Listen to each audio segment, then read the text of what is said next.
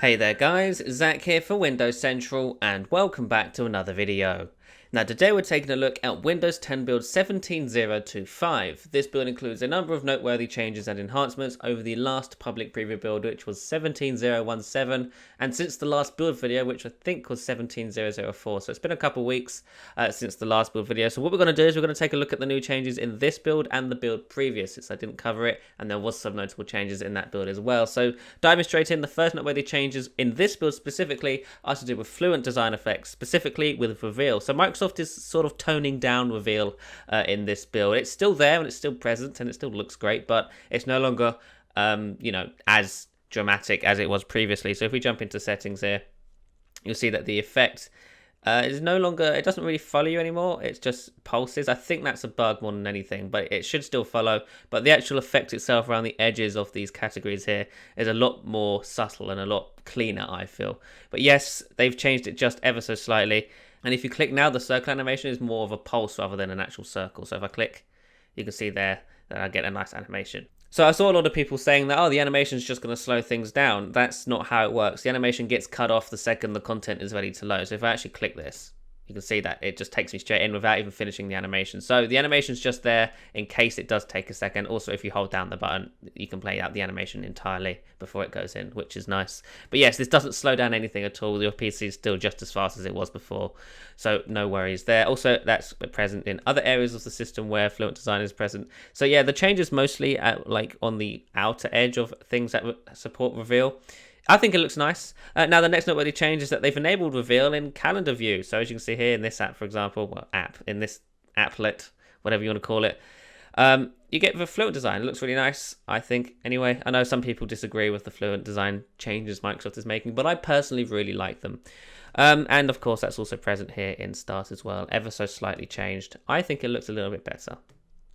And it's here in the tiles as well, although it's still a bit difficult to see in the tiles. Now, moving on, the next noteworthy changes are in the settings app, specifically in ease of access. They've categorized the sidebar here on the left, so it's now a lot easier to find the things you're looking for. So vision is categorized, hearing, interaction, and others. I really like this, and I hope this shows up in more areas of the system over time, because it will just make finding things a lot easier. So it's only here right now in ease of access, but I wouldn't be surprised if this shows up in all the other categories as well eventually. So there are all the noteworthy changes in this build. Now let's take a look at some of the noteworthy changes in the previous build, starting with Cortana. There's a new Cortana collections app, which I currently can't get working. It's there and it opens and stuff, but it's not actually collecting anything just yet. Now, what this app simply does is collects things for you whilst you're browsing the web with Edge. So if you're not an Edge user, I don't believe this is going to work, but if you are, then good news. At some point, this app will start collecting things. So if you're browsing the web, looking at movies, looking at restaurants, looking at recipes, Cortana will collect these things for you in this collections app. If you click in, which again, as you can see, it's not working, although there was a flash of some UI there a second ago. You can see everything that's collected, and then you can save things for later or delete them if you don't need them anymore. It's a cool idea.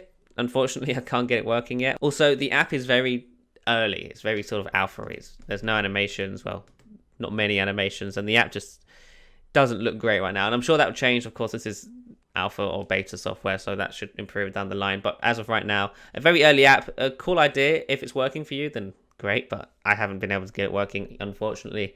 So moving right along, jumping back into the settings app, there's a new startup area within the apps part in settings. As you can see here, Microsoft is moving the startup functions that are in the task manager and I believe in control panel over to the modern settings app. And that's been a continuing trend since Windows 10 hit the market back in 2015. Microsoft is continuing to move features, options and functions out of the old Win32 control panel and into the new settings app, and that's continuing with the startup app. So you can now turn startup apps on and off directly from the settings app quite easily. A lot of this is low impact apparently. Oh, that's high impact. So it tells you which apps are high or low impact, and I'm sure over time this will improve as well and become a lot more functional. But as of right now, it acts as a simple toggle switch, so you can turn apps on and off that start up when you start your system. So let's turn off OneDrive because it's a high impact thing, and that should hopefully make my system boot up faster. Now, another thing I wanted to show, which I haven't actually shown on video yet, is the new Mail app. Microsoft is testing an updated Mail app with Fluent design effects and a slightly updated design that looks really, really nice. Now, it's not showing it here, but there is actually acrylic effects apparent on this sidebar. If we change the our theme, we can show you that. So let's use maybe that one. Kind of. If you look very closely, there is acrylic there in the background of the sidebar. But yes, this is what it looks like, and I think it looks really, really nice. As you can see at the top here, the title bar is now invisible, which I think makes the app look much cleaner. It's a lot more borderless, I feel. And on the left here, we've got those Fluent design effects, which still look really quite nice. Create a new mail, change our folders, and all that good stuff. So yes, this is also apparent in the calendar app, this slight new design anyway, which I think looks fantastic.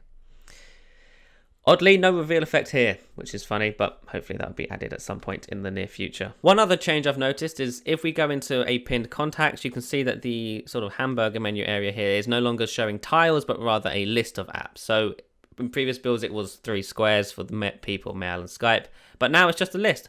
I'm not sure why they've done this change. I kind of liked the tiles, especially if they were planning to make them live tiles, but maybe they weren't, and as such, the tiles didn't make sense. Regardless, this is a change I've noticed in this build as well. So there you have it, guys. That's a quick look at build 17.0.25 and some of the changes in 17.0.17. Thanks so much for watching, and I shall see you in the next one. Bye-bye.